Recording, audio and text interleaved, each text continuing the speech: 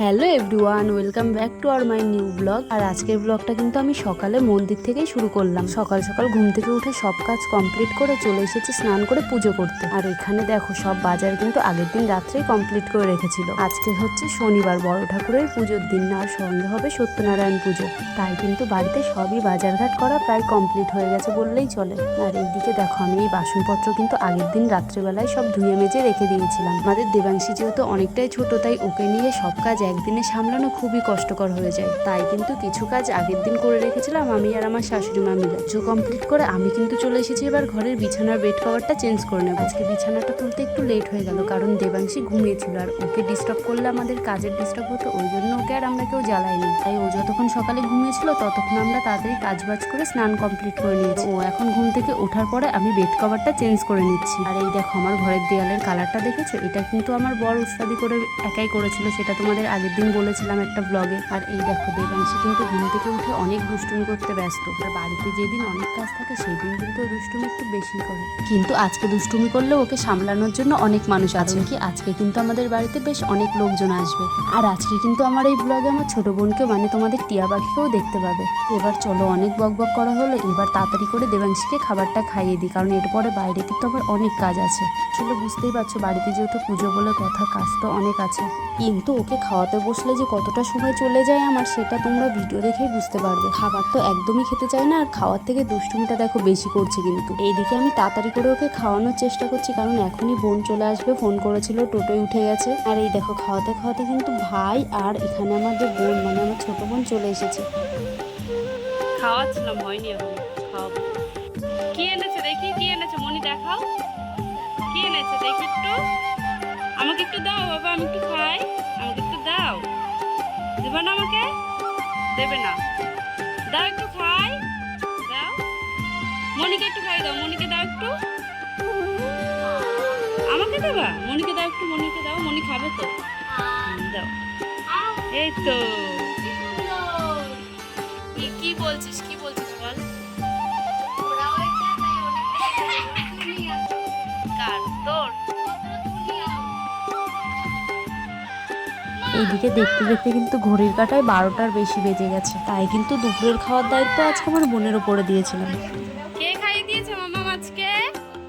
ও মামাম, কে খাইয়ে দিয়েছে? মনি? মনের ইয়ে কেমন লাগলো মেয়েকে খাইয়ে? ভালো। খাওয়াতে পেরেছিস পুরোটা? পুরোটা খাইয়েছিস? পুরোটা খাইনি, একটু বাদে জল খেয়েছি। আপা কাছে কি খাই মোবাইল চাঁদ কো সিকা, চাঁদ কো সিকা। এদিকে এদিকে এদিকে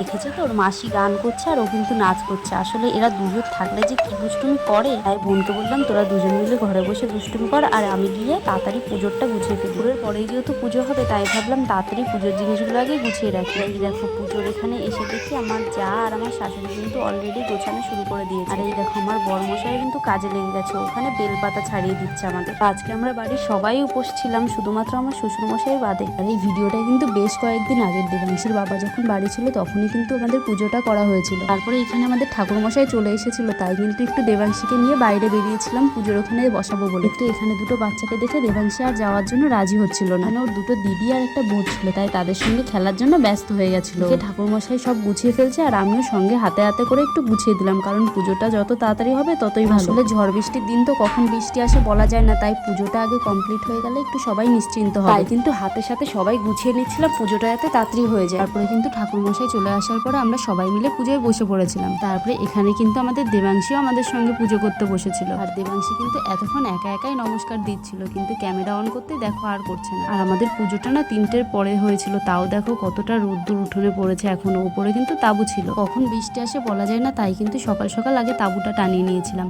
আর আজকের পুজোটা কিন্তু আমাদের কোনো কিছু মানে প্ল্যান করে হয়নি, হঠাৎ করেই পুজোটা আজকে করেছি। প্রতি বছরেই আমরা বাড়িতে বড় ঠাকুরের পুজো করি একবার করে, কিন্তু এই বছরটা একটু তাড়াতাড়ি করলাম, কারণ ওই যে বললাম দেবাংশীর বাবা 1 সপ্তাহের জন্য বাড়ি এসেছিল আর ও তো পুজো করার জন্য ব্যস্ত হয়ে গেছে। ওর বাবা বললো যে আমরা থাকতে থাকতে চলো সবাই মিলে পুজোটা সামনের শনিবারে দিয়ে দিই। তাই কিন্তু আগের দিন রাত্রে সব ঠিক করে পরের দিন আমরা পুজো কমপ্লিট করে ফেলি। আর এই দেখো দেখতে দেখতে কিন্তু আমাদের পুজোটাও কমপ্লিট হয়ে গেছে তাড়াতাড়ি। তাড়াতাড়ি বললে ভুল হবে, প্রায় আমাদের 2 ঘন্টা লেগে গেছে এই পুজো করতে, কারণ আমাদের সঙ্গে হচ্ছে সত্যনারায়ণ পুজো। আর এখানে দেখো আমার মুখটা একদম শুকিয়ে গেছে, সকাল থেকে এখনো জল পর্যন্ত খাইনি। এখন বেজে গেছে বিকাল প্রায় 5টারও বেশি। আর এদিকে গ্রামে সবাই পুজোর প্রসাদ নিতে চলে এসেছে, তাই কিন্তু আগে প্রসাদটা গুছিয়ে নিচ্ছিলাম।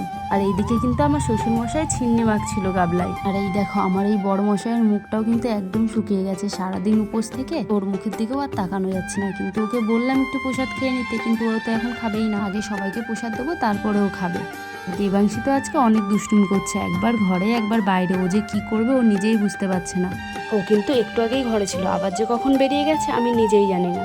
একবার ঘরে বাইরে করে এইভাবেই কাটাচ্ছে আজকের দিনটা, আমি যেহেতু ওকে ধরার টাইম পাচ্ছি না। আর এখানে পুজো হয়ে যাওয়ার পরে আমরা গ্লাসে করে চিন্নি প্রসাদ দিচ্ছিলাম আর প্লেটে করে ফল প্রসাদ। আর এই প্রসাদটা খেতে কে কে ভালোবাসো অবশ্যই কিন্তু কমেন্ট করে জানিও, আমার তো এই প্রসাদ খেতে খুব ভালো লাগে। আর এই দেখো আমার সঙ্গে কিন্তু আমার ভাইও একটু সাহায্য করছিল, কারণ আমি একা একা পারছিলাম না। আর এদিকে আমি তাড়াতাড়ি করে ওদের বাড়ির জন্য প্রসাদ গুছিয়ে দিচ্ছিলাম, ওরা যেহেতু 6টার ট্রেনে বাড়ি চলে যাবে, তাই আমি ভাইকেও তাড়াতাড়ি করে প্রসাদটা দিয়ে দিলাম। আর ওরা খেয়ে দিয়ে তাড়াতাড়ি করে বেরিয়ে পড়লো। আজকের ব্লগ এখানেই শেষ করছি, দেখা হচ্ছে আবার অন্য কোনো ব্লগে।